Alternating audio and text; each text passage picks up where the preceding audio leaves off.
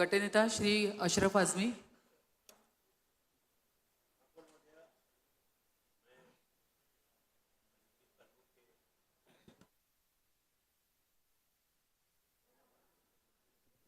महापौर महोदया,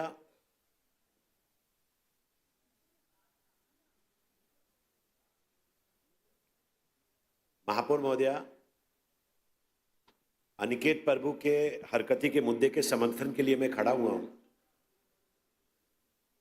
1960 को जब ये रीऑर्गेनाइजेशन एक्ट आया महापौर महोदया, और महाराष्ट्र के लोगों की, मराठी भाषी लोगों की ये मांग जो है वो संपूर्ण महाराष्ट्र की, और मुंबई उसमें, उससे पहले वो मध्य प्रदेश थोड़ा सा हिस्सा, गुजरात का थोड़ा सा हिस्सा और अलग अलग स्टेट का थोड़ा थोड़ा हिस्सा मुंबई स्टेट में शामिल था, बॉम्बे स्टेट। उसके बाद महाराष्ट्र स्टेट बना। पूरा हिंदुस्तान, पूरा भारत ये जानता है कि 106 लोगों ने अपनी जान की कुर्बानी दी, और 106 लोगों के जान की कुर्बानी के बाद ये संयुक्त महाराष्ट्र आया। उस वक्त जो आंदोलन था वो इतना तीव्र था कि उसमें जान के बगैर शायद ये मामला हल नहीं हो सकता था, तो इसलिए हुआ। मैं बजट के ऊपर बात करते हुए ये देख रहा था कि कहीं आपने डेवलपमेंट प्लान के हिस्से में से पैसा लिया है, कहीं मैटरनिटी होम के अंदर से पैसा लिया है, कहीं आपने ब्रिज से पैसा लिया है, कहीं आपने रोड्स के डिपार्टमेंट से पैसा लिया है। अलग अलग हेड से आपने अलग अलग जगह से पैसे निकालकर नगर सेवकों को देने का काम किया है। उसमें भी इधर से किसी को नहीं, इधर से दिया है। तो ये सारे पैसे अगर आपने दिए,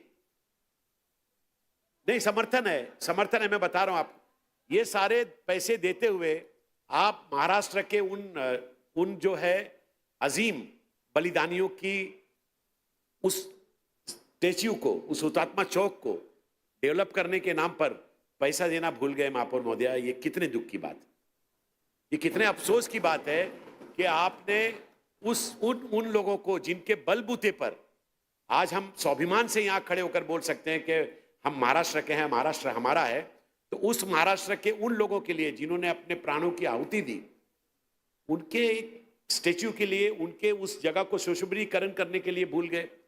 और महापौर महोदय वही भूले नहीं, हम तो भूले 4 बरस तक, जब तक सत्ता में एडमिनिस्ट्रेटर थे और पीछे से सत्ता राज्य सरकार चला रही थी, जब भी 4 सालों में उस हुतात्मा चौक के बारे में किसी ने कोई संज्ञान नहीं लिया। ये दुख की बात है, ये अफसोस की बात है। इसलिए मैं आज खड़े होकर ये कहना चाहता हूं महापौर महोदया कि चाहे ये सारे लोग हों जिन्होंने अपनी जानों की आहुति दी, चाहे मुंबई शहर को अपनी जगहों को देने वाले नाना शंकर शेठ हों, ऐसे किसी भी लोगों को जिन्होंने इस मुंबई को बनाने में, इस मुंबई को आगे बढ़ाने में, वो सभी लोग थे, कोली बांधु थे, मुस्लिम थे, पारसी थे, क्रिश्चियन थे, मराठी थे, सभी लोगों ने मिलकर इस मुंबई को बनाया। लेकिन धीरे धीरे हम ये इस बात को भूल गए, और आप नाराजगी में हमको इतना भूल गए कि मुंबई शहर के उस आखिरी आदमी को, जिसको आपने उसके आंसू पोंछने का संकल्प लेकर इस सभागृह में आने का काम किया था, उसमें आधे मुंबई को आप भूल गए, आधे मुंबई के लोगों को आप भूल गए, उस मराठी भाषी को भूल गए जो इस नगर सेवकों के इलाके में अलग अलग बैठा हुआ है, और वो जो है उसको कोई भी मदद करने के लिए आप तैयार नहीं।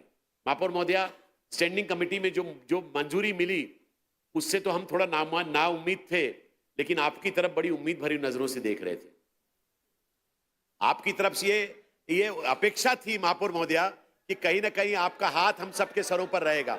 महापौर महोदया, आप महापौर हैं, मुंबई शहर की महापौर हैं, भारतीय जनता पार्टी की महापौर नहीं है आप भारतीय जनता पार्टी की महापौर नहीं है, आप मुंबई शहर की महापौर हैं, और आपका ये कर्तव्य बनता है महापौर महोदया के वो लोग। अशरफ भाई, आप हरकतीच्या मुद्द्यावरती बोला, तुम्ही परत निधीवर येत आहे, हरकतीच्या मुद्द्यावर बोला।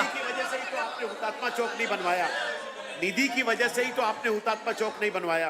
क्यों भूल गई आप, क्यों भूल गई कुर्बानी को? आपकी सूचना लेके हम आयुक्त को बता रहे हैं, आपकी सूचना। मैं ये बोलना चाहता हूं कि विरोधी पक्ष आपको ये बताएगा कि महाराष्ट्र के लिए, मुंबई शहर को महाराष्ट्र में रखने के लिए जिन लोगों ने अपने अरे आपको बताता हूं, यशवंतराव चौहान, कांग्रेस पार्टी के मुख्यमंत्री यशवंतराव चौहान वो मौजूद थे, उन्होंने ही महाराष्ट्र को रीऑर्गेनाइज करके महाराष्ट्र में लाने का काम किया। महापौर महोदया, यशवंतराव चौहान, एमएस नाम लिख लो। 1901 मई 1960 पार्लियामेंट के अंदर महाराष्ट्र बनेगा, इस बात की घोषणा कांग्रेस पार्टी ने की थी और कांग्रेस पार्टी के प्राइम मिनिस्टर जवाहरलाल नेहरू थे। और उसके बाद स्टेट जब बना, महाराष्ट्र का सबसे पहला स्टेट जब बना, तो यशवंतराव चौहान कांग्रेस पार्टी के चीफ मिनिस्टर थे महापुर। इसलिए आप जो है इन लोगों को भूल रहे हैं। अगर आपने हुतात्मा चौक की नूतनीकरण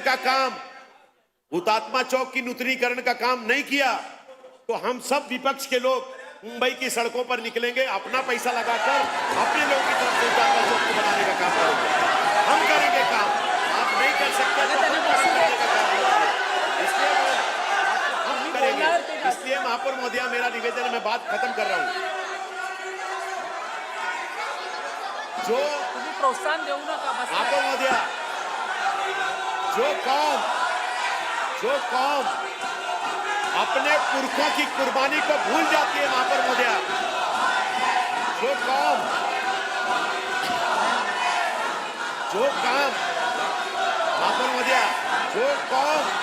अपने पुरखों की कुर्बानी को भूल जाती है, वो इतिहास को याद नहीं रखती, उसकी बात नहीं की जाती है महापौर महोदया। इसलिए बात तो करने दो भाई। तो आप इतनी घबराहट क्यों है? इतनी घबराहट क्यों है? अरे हमारे पास दम था, महाराष्ट्र बनाया अशरफ हमने। भाई, तुम्ही हरकतीच्या मुद्द्यावर बोला ना, हरकती. मग इथून आवाज येणार. तुम्ही हरकतीच्या मुद्द्यावर बोला. मैं आपको बोलने को फिर आवाज ही नहीं सुनाई. महापौर महोदया, हरकती के मुद्दे पे बोल रहा हूँ। बरं ठीक है, किशोरी ताई को देने. मैं एक मिनट बस बात तो करने दीजिए। बोलो, आपका शायरी बोलो. इतना दर्द क्यों होता है भाई? इतना दर्द क्यों होता है? तुम्ही शांत राहा ना. इतना दर्द क्यों होता है? हाँ, त्यांना बसू दे. इतनी- 1 मिनिट इतनी- बसणार आहे. तुम्ही गप्प बसा. महापौर महोदया,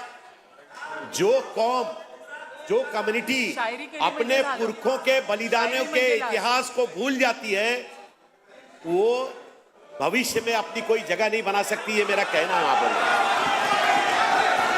ये गलत मैं अपनी बात अगर फिर दोहराता हूं, अगर महापौर महोदया, मैं अपनी बात को, महापौर महोदया, 1 मिनट में अपनी बात को खत्म करता हूं।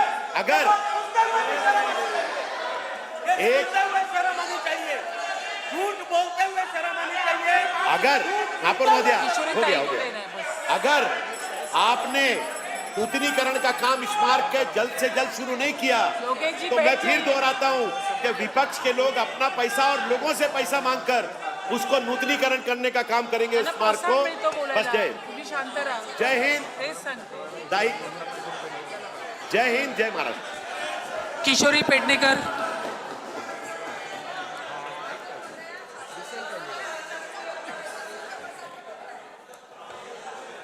जाऊ दे, नाही दिलं तर एकदमच आवाज दाबल्यासारखा नको. चालेल तो.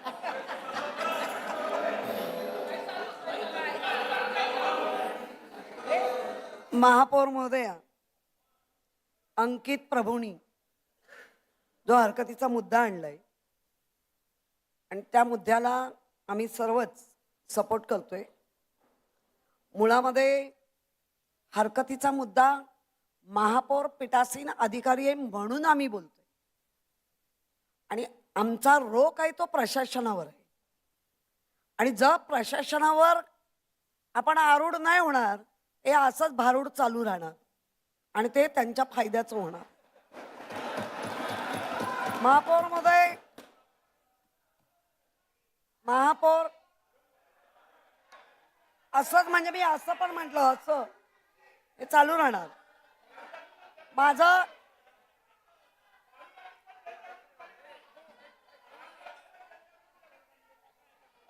अरे नॉटी बॉय, थांब ना, बोलते मग बोल, केवढं बोलायचंय.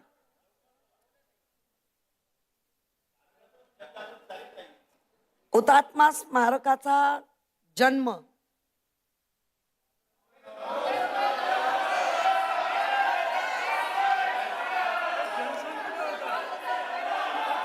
एक मिनिट, असं जर राजकारण होणार असेल आणि तुम्ही आता असं इथे वाटतंय आपण हे आपण target एक करत मिनिट असाल, मला ताई बोलू दे. मग मला मी- महाराष्ट्राच्या नाही, बाहेरच्या नाही, नाही. राजकारणात घुसावं लागेल. आपल्याला काय ऐकावं चाललंय? लागेल. सन्माननीय सदस्यांचं उभं राहिल्यावरती शांतता ठेवून ऐकावं लागेल. ही इथेही लागू होतं आणि हे इथेही लागू होत नाही, आहे. त्यांचं ताई काम बोला आहे, तुम्ही त्यांच्याकडे आम्ही बोला. कुठं बघायचं म्हणतोय. किशोरी ताई बोला.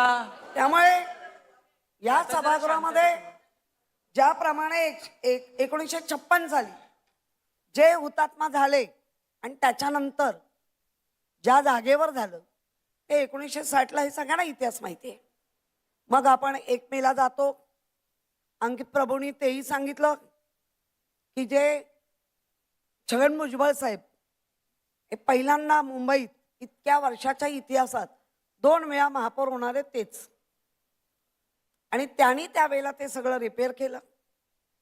आजही आमचं म्हणणं, ज्या सांध्याचं निघालंय, सांधे निघाले, बाकी बराचसा ठाकटीक आहे, पण त्या सांध्यानं जेव्हा आपलं सगळ्यांचं सभागृह संपलं, कार्यकाळ संपला, 3 वर्ष 10 महिने 10 दिवस प्रशासन तिथे जात होतं ना, त्यांच्या लक्षात नाही आलं का की प्रशासन वरच नाही बघत, फक्त पिकलेली शेतीच बघायची, असं आहे का? मुळामध्ये ज्या पद्धतीने आपण आता हा खरा मुंबई आणि मराठी हाच भाग आहे. मुंबईत राहणारे, हे मुंबईच्या नेतृत्व करणारे, हे आपण इथे सगळे बसलो. त्यामुळे या विषयावरती मला अशी अपेक्षा आहे की तुम्ही आजच्या आज या प्रशासनाला निर्देश दिले पाहिजे. ह्या आता खरं म्हणजे बजेट संपलंय. बजेटचा जे काय उडायच्या होत्या, धजिया उडाल्या, कोणाला रेवड्या मिळाल्या, सगळं झालं.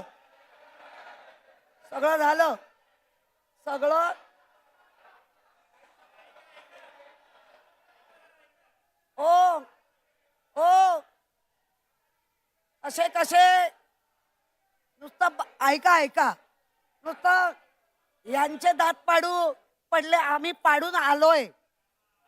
त्यामुळे नका शिकू कुठले दात आणि कुठले काय.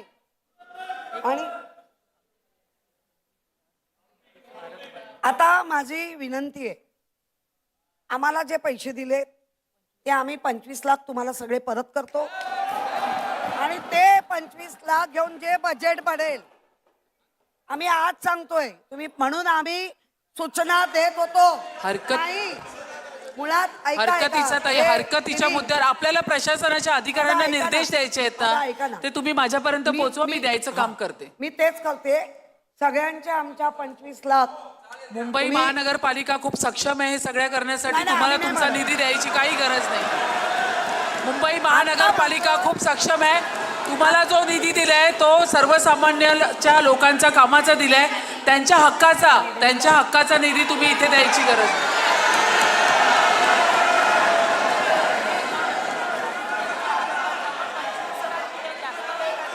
बघा, आपण काही हुतात्मा चौकाचे तडे बुजवण्यासाठी लोकांच्या तिथे रस्त्याचे तडे ते पण आपल्याला बुजवणं गरजेचं आहे ना. नाही, पालिका खूप सक्षम आहे. मला तेच सांगायचंय, जर प्रशासनाला त्याची कदर असती तर प्रशासनाने म्हणजेच आयुक्तांनी त्यावेळेला बजेटी प्रोव्हिजन केलं असतं. झालंय का? बजेटी प्रोव्हिजन झालं नाही. याचा अर्थ प्रशासन मुंबईत राहत नाही, प्रशासनाचा मुंबईशी काही संबंध नाही. आपण का म्हणतोय? आपल्याला काय, प्रशासनाने 3 वर्ष 10 महिन्यात जो काही फंड तुम्ही खैरात केलात, 500 कोटी, 200 कोटी, 100 त्यावेळेला तुम्हाला हुतात्मा स्मारक लक्षात आलं नाही का? माझा रोग प्रशासनावर आहे, माझा रोग कुठल्या एका सत्तेत बसलेल्या वगैरे नाही. त्यावेळेला प्रशासनाच्या का लक्षात आलं नाही? आणि जर आम्ही 1 मेला सर्वच जातो, आता अनेकांचे फोटो पण येत आहेत, कोण गेले कोण नाही गेले हे कळतंय, आम्ही ते बघतोय, ते आम्हाला त्याच्याशी काय देणं घेणं नाही, गेले तरी वाहवा नाही गेले तरी वाहवा.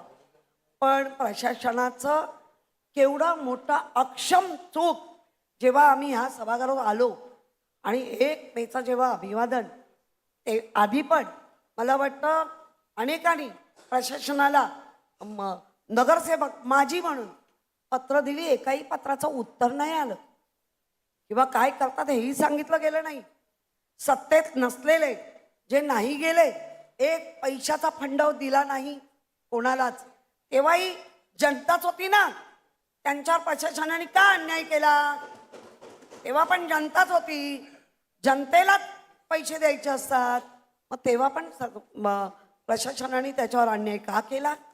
आमच्या 105 हुतात्म्यांचा अपमान का केला?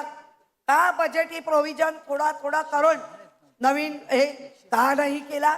आम्ही जाब प्रशासनाला विचारतोय तुमच्या माध्यमातून.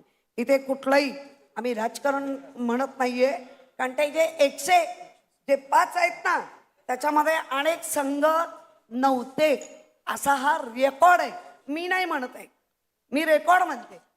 आणि त्या रेकॉर्ड प्रमाणे जर त्यांनी आपलं जीवन समर्पित केलं तर आमचं, अरे मी नाव घेते का?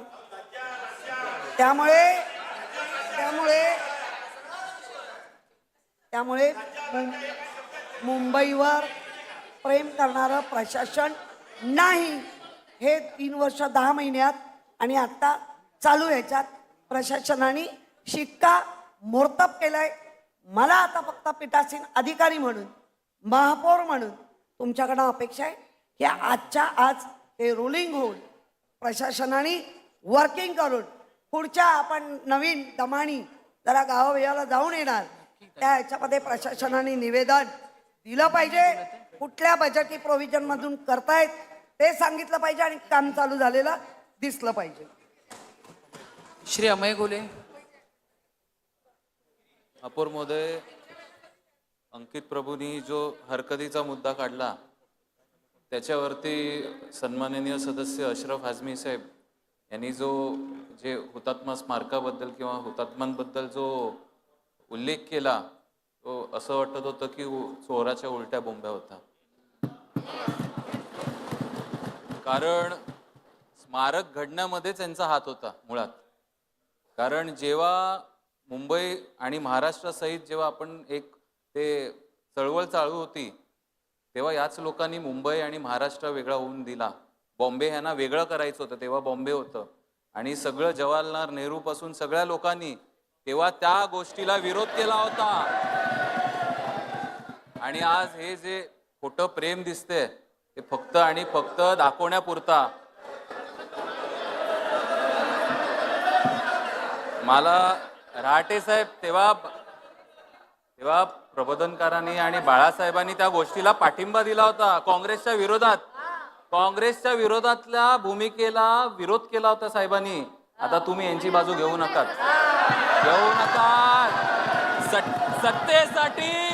सत्तेसाठी आपण ही चुकीची भूमिका घेऊ नका. रहाटे साहेब बघतायत वरतून सगळे. आणि जे हुतात्मा स्मारक 105 आज जे स्मारक उभं केलंय आज ते का झालं? 21 नवंबर 1955 अशरफ भाई गवर्नमेंट ने ऑर्डर करके उधर गोलीबार किया, तभी वो आज किया. गवर्नमेंट कौन था? केंद्रात काँग्रेस होती. हा, आणि मोरारजी देसाईंनी तेव्हा एका कार्यकर्त्यावरती गाडी चालवली माईम कॉजवेला ताई, आणि ते आपल्या चळवळीतले होते, मराठी माणूस होता एक, आणि त्या मराठीच्या लढाईत हे काँग्रेस विरोधात होते तेव्हा. आणि आज हे त्यांना प्रेम आड धरलंय. तर मला एवढंच आहे, मला जास्ती बोलायचं नाहीये. नाही नाही ताई,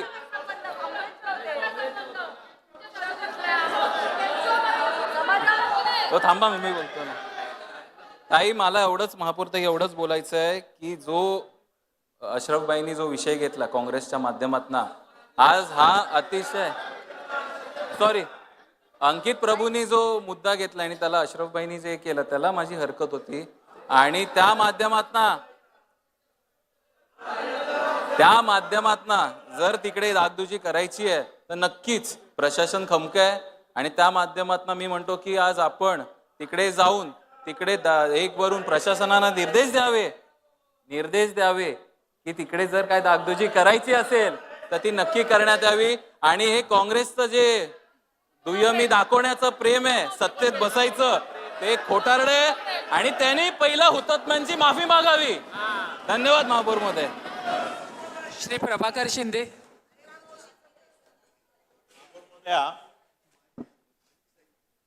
सन्माननीय सदस्य अंकित प्रभू यांच्या हरकतीच्या मुद्द्यावर मी माझं मत मांडतो. महापौर महोदया, हुतात्मा स्मारकाची रिपेअर नाही,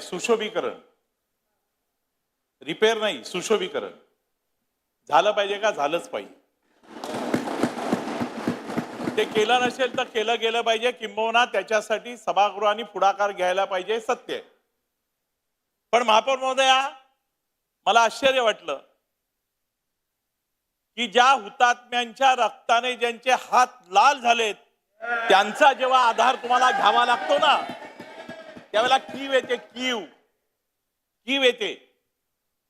आज माननीय शिवसेना प्रमुखांची आठवण होती. अंकितनी अनेक नेत्यांचा उल्लेख केला, ज्याच्यामध्ये SM जोशी होते, काँग्रेस श्रीपाद अमृत डांगे होते, प्रबोधनकार होते, SM जोशी होते, सेनापती बापट होते. आणि महापौर महोदया, तेव्हाच ही रूढ प्रगत झाली ना की महाराष्ट्र मेला तरी राष्ट्र मेले, मराठा विना राष्ट्र गाडा न चाले, खरा वीर वैरी पराधीनतेचा, महाराष्ट्र आधार या भारतात. पण महापौर महोदया, कीव येते. इकडे ना पुतना मावशीचं प्रेम उत्पन्न झालंय. आज काँग्रेसवाल्यांची आठवण करून देत आहेत. काय सांगितलं? हम तो सड़कों पे जाएंगे, हम आंदोलन करेंगे उस हुतात्माओं के लिए. अरे हुतात्मा केले कोणी? तुम्ही केले. तुमच्या बंदुकीच्या नळ्यातून ज्या गोळ्या बाहेर पडल्या ना, त्याच्यात मराठी माणूस बळी गेला. महापौर महोदया, यांचे अध्यक्ष यावतचंद्र दिवाकरो मुंबई महाराष्ट्राला मिळणारे कोण बोललो होतं? सखा पाटील बोलले होते. काँग्रेसचे अध्यक्ष होते महापौर महोदया. आज ती काँग्रेस ढोंग करता. पुतना मावशीचं प्रेम आलं तुम्हाला आणि आमचे मित्र यांचा आधार घेतात. आणि मग महापौर महोदया, मला बाळासाहेबांचं ते वाक्य आठवतं की ज्या दिवशी माझ्या शिवसेनेची काँग्रेस होईल त्या दिवशी मी दुकान बंद करून टाकेन.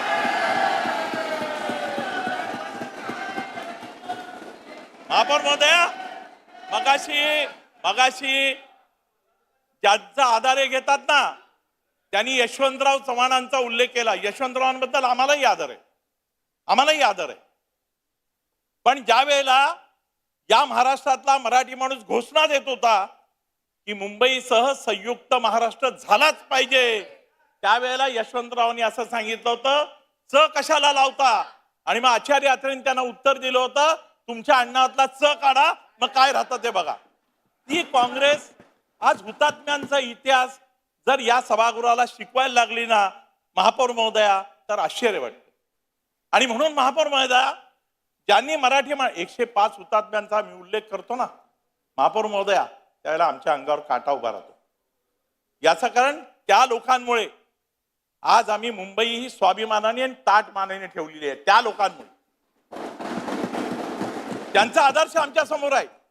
किंबहुना त्यांची आठवण ज्या वेळेला होते ना, त्यावेळेला या मुंबईच्या मराठी माणसाच्या अंगावर रोमांच उभे राहतात. याचं कारण त्यांच्यामुळे आम्ही आज मुंबईमध्ये ताटमानेने जगू शकतो महापौर महोदया. पण महापौर महोदया, आता कोणीतरी मग असे सांगितलं की आम्ही अभिवादन करण्यासाठी गेलो होतो. अभिवादन करण्यासाठी आपण सगळेच जण जातो. इकडचे आणि तिकडचे असं करण्याचा काही अर्थ नाहीये. पण महापौर महोदया, काँग्रेसचे त्यावेळेचे मुख्यमंत्री मोरारजी देसाईंना निवेदन द्यायला गेल्यानंतर सुद्धा गाडी खाली चिरडली गेली होती ना माणसं, ती गाडी सुद्धा काँग्रेसच्या मुख्यमंत्र्याची होती. त्यामुळे काँग्रेसने हुतात्म्यांचा स्वाभिमान, हुतात्म्यांचा अभिमान हे आम्हाला शिकवण्याची अजिबात गरज नाहीये. आणि तुमच्याकडून शिकण्याची तर आम्हाला काही मात्र शक्यता नाहीये. आणि महापौर महोदय, होतं काय माहितीये का, तेव्हा आपण ज्या वेळेला महाराष्ट्राचा अभिमानाची गोष्टी करतो ना, त्यावेळेला या सभागृहात काही लोकांना सवय लागली, ते महाराष्ट्रावरून डायरेक्ट महानगरपालिकेच्या निधीवर येतात. किती छोटी सोच आहे. हरकतीचा मुद्दा काय, महाराष्ट्राच्या हुतात्मा चौकाचा सुशोभीकरण आणि त्यांचा स्वाभिमान हे येतात कुठे, निधीवर. महापौर महोदया, मला त्या विषयावर खरं बोलायचं नव्हतं, पण निधी या विषयावर बोलायला गेलो ना, तर आम्ही काय सहन केलंय ते आम्हाला माहिती आहे. आम्ही काय सहन केलंय ते आम्हाला माहिती आहे महापौर महोदया. आणि जे बोलतायत ना ते पण त्याच्यामध्ये सहभागी होते. त्यामुळे त्यांनी निधीच्या गोष्टीवर न बोललेलं बरं. आणि म्हणून महापौर महोदया, मी पुन्हा एकदा सांगतो की हुतात्म्या चौकाचं सुशोभीकरण हे झालंच पाहिजे. किंबहुना त्यासाठी मुंबईच्या महापौरांनी आणि अवघ्या सभागृहांनी पुढाकार घ्यायला पाहिजे महापौर महोदया. पण आम्हाला हुतात्म्यांचा स्वाभिमान, या ज्या काँग्रेसनी 106 लोकांचे बळी घेतले आणि जे काँग्रेसचे अध्यक्ष यावतचंद्र दिवाकर मुंबई महाराष्ट्राला मिळणार नाही, या काँग्रेसनी आम्हाला हुतात्म्यांचा स्वाभिमान करण्याची शिकवण्याची गरज नाही. याचं कारण महापौर महोदया, आम्हाला माननीय शिवसेना प्रमुखांनी तो अभिमान शिकवला आणि आमच्या रक्तातून तो कधीही जाणार नाही, कधीही जाणार नाही. पण महापौर महोदया, पुन्हा आपल्याला एकदा विनंती करतोय की अंकित प्रभू यांच्या हरकतीच्या मुद्द्यावर मत व्यक्त करताना माझंही अग्रक्रमाने हे मत आहे की हुतात्म्या चौकाचे सुशोभीकरण आणि त्याची एकंदर जी काय डागडुजी आहे ती लवकरात लवकर व्हायला पाहिजे. धन्यवाद. सभागृह नेता नाही, आता झालं ना. सभागृह नेता श्री गणेश खनकर.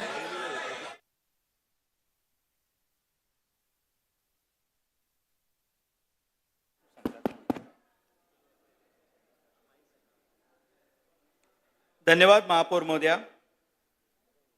आपल्या सभागृहातील सन्माननीय सदस्य अंकित प्रभू यांनी आज हरकतीचा मुद्दा आपल्या समोर मांडला आहे आणि या विषयावरती मी माझं मत मांडण्यासाठी उभा आहे. त्यांनी विषय मांडताना जो विषय मांडलाय तो सगळ्या खरं तर मराठी माणसांच्या भावनेला हात घालणारा विषय आहे आणि मराठी माणसाच्या भावनेला हात घालता घालता त्याने आपलं दुःखही बोलून दाखवलं. त्यांचं दुःख नेमकं काय होतं हे मला शेवटपर्यंत कळलं नाही. त्यांचं दुःख त्या हुतात्मा चौकात त्यांनी जो विषय उपस्थित केला, जिथे आमच्या सगळ्यांची माना झुकतात, आमच्यासाठी स्वाभिमानाचा विषय तिथे होता का आज सभागृहात बसल्यानंतर जी काही अडचण जाणवते त्याविषयीचा होता, हे मला शेवटपर्यंत कळलं नाही. आपल्या माध्यमातून ही बाब एकदम स्पष्ट करू इच्छितो की त्या विषयावरती आमच्या सगळ्यांचं एकमत आहे. त्याबद्दल अंकित दुमत असायचं अजिबात कारण नाही. शेवटी आपण आज जे इथे बसलेलो आहोत ना, ते 106 हुतात्म्यांनी ते बलिदान दिलं म्हणून आपण अभिमानानं मुंबईकर स्वतःला म्हणून घेतो आणि त्यांच्या अभिमानामुळे आपण इथे बसलेलो आहोत. पण मला हेही नमूद करायचं आहे की हा विषय ज्या वेळेला आपण मांडतो त्यावेळेला महापौर महोदया, थोडं इतिहासात गेलं तर फार बरं होईल. याचं 2 वेळा अंकितराव सुशोभीकरणाचे प्रस्ताव आले. त्यावेळेला आता परत जो विषय आला की प्रशासनावरती हेन तेन तेन, फक्त हा विषय कधी सुरू होतो, जेव्हा इथे बसणाऱ्याची जागा बदलते तेव्हा लक्षात येतं की आपण प्रशासनावर बोललं पाहिजे. तोपर्यंत प्रशासन हे आपलंच आहे म्हणून अनेक वर्ष चाललेलंच होतं ना. आणि आम्ही बघत होतो की आम्ही बघत होतो. पण महापौर महोदया, तुम्हाला आठवत असेल मराठी माणसाचा स्वाभिमान आणि मराठी माणूस काय आहे. साहेब, हे तुम्हालाही सांगतो. बाळासाहेबांनी 1987 साली फणसे साहेब ज्या वेळेला कोल्हापूरचा विषय चालू होता बेळगावच्या संदर्भातला, त्यावेळेला 1987 साली शिवतीर्थावरती त्यांनी पहिल्यांदा शंकरराव चव्हाण मुख्यमंत्री असताना चा उल्लेख केला होता, जो आता प्रभाकर शिंदेनी केला.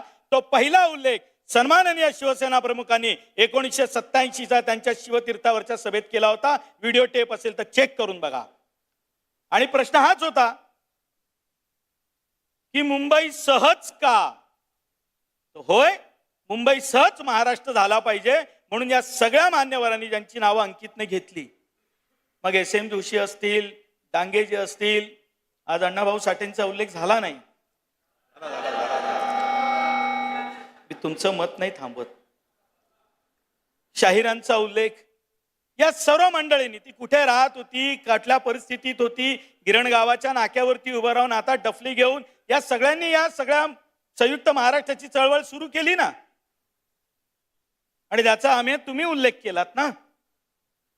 तो तर खरं तर एक सामान्य घरातला माणूस, फार काही राजकीय पार्श्वभूमी असलेली व्यक्ती नव्हती, पण चीड होती.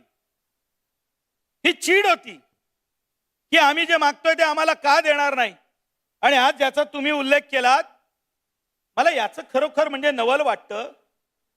आधार घेत असताना मी मुद्दाम त्या दिवशी माझ्या भावना बजेट मांडताना विशाखाताई मी मुद्दाम उल्लेख केला नाही.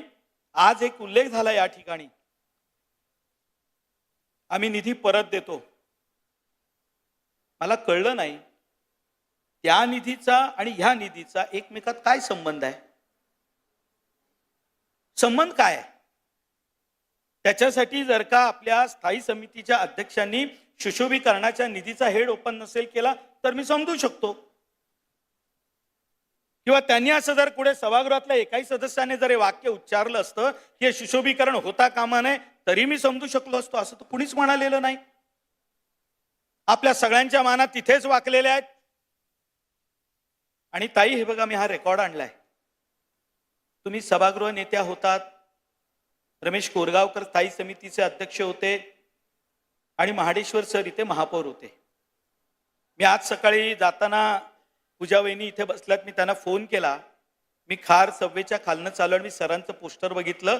मला सरांची आठवण आली, कारण त्याचे माझे संबंध फार जिव्हाळ्याचे होते. आणि निधी निधी निधी, आज हुतात्म्या चौकाच्या निमित्ताने निधीचा काय संबंध आला? माझ्याकडे ना ही ताई यादी आहे आणि हे आकडे 100, 200, 300 कोटीच्या पलीकडे जातात. कुठल्या सभागृह नेत्याने, कुठल्या महापौराने आपल्या कारकिर्दीमध्ये किती निधी घेतला, हे 40-50 कोटीच्या पुढचे आकडे आहेत. फक्त आणि फक्त महाडेश्वर सरांचा यात उल्लेख असल्यामुळे मी त्या दिवशी माझ्या बजेटच्या 1 तास 21 मिनिटाच्या भाषणामध्ये त्याचा उल्लेख केला नाही. महापौर महोदया, आपण ज्या दिवशी महापौर पदाची धुरा सांभाळणार होतात, त्या दिवशी इथे बसलेले सर्व सदस्य, आम्ही या सभागृहात पाय ठेवण्यापूर्वी जर पहिलं काम केलं असेल तर हुतात्मा चौकात गेलो, तिथे माना झुकवल्या, तिथे अभिवादन केलं आणि मग त्यानंतर आम्ही या सभागृहात आलो. हेच जर कोणी आपण केलं असतं तर आम्ही म्हणालो असतो, नाही, आम्ही सभागृहात येताना आम्ही पहिलं तिथं गेलो, मग तुम्ही गेलात का, याचा सुद्धा हिशोब सभागृहात मांडण्याचा प्रयत्न झाला असता. आणि म्हणून माझं या निमित्ताने एवढंच म्हणणं आहे की जो मुद्दा उपस्थित झाला तो मुद्दा चांगला आहे आणि ते झालं पाहिजे. त्याला समर्थन अंकितराव छोट्या मनाचे नाही आहोत आणि अहंकारी सुद्धा नाही आहोत. तुम्ही मुद्दा उपस्थित केलाय, त्याच्यावर गांभीर्याने विचार झाला पाहिजे आणि प्रशासनाने त्याच्यावर कारवाई केलीच पाहिजे. याबद्दल दुमत असायचं कारण नाही. फक्त माझा अंकितराव प्रश्न एवढाच आहे, ही सुद्धा माहिती जरा चेक करा की काही वर्षापूर्वी जे मान्यवर इथे बसलेले होते त्यांनी फ्लोरा फाउंटनला निधी दिला, तर मग हुतात्मा चौकाला निधी का नाही दिला? हे हाकेच्याच अंतरावर आहे, 2 मिनिटावरच आहे. इथून बाहेर पडलं की असं समोरच हाकेच्या अंतरावर. आणि फणसे साहेब, आपण सर्व मान्यवर ज्येष्ठ सदस्य आहात. ज्या मुद्द्यावरती दुमत असू शकत नाही ना, त्याच्यावर दुमत असू शकत नाही. आम्ही खूप मोठ्या मनाचे आहोत. महापौर महोदय, आपल्या माध्यमातून हे सभागृहात सांगताना मी तुमचा उल्लेख यासाठी करतो, आपण ज्येष्ठ सदस्य आहात. विशाखाताई आहेत, माजी महापौर श्रद्धाताई आहेत, किशोरीताई आहेत.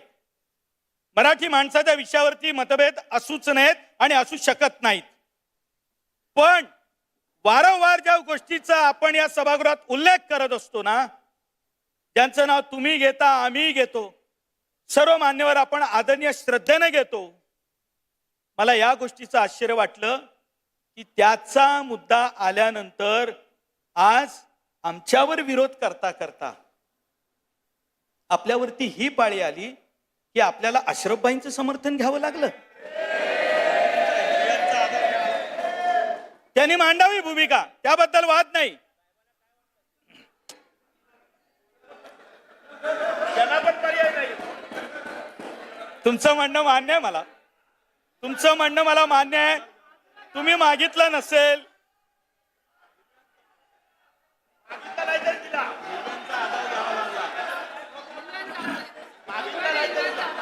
पण मला याचं आश्चर्य वाटलं की हे सगळं करत असताना सभागृह नेता बोल रहे हैं अशरफ भाई, आपका भी सुना. बोला बोला. देता येत नाही. हरकतीचा इनका होने दो, इनका होने दो.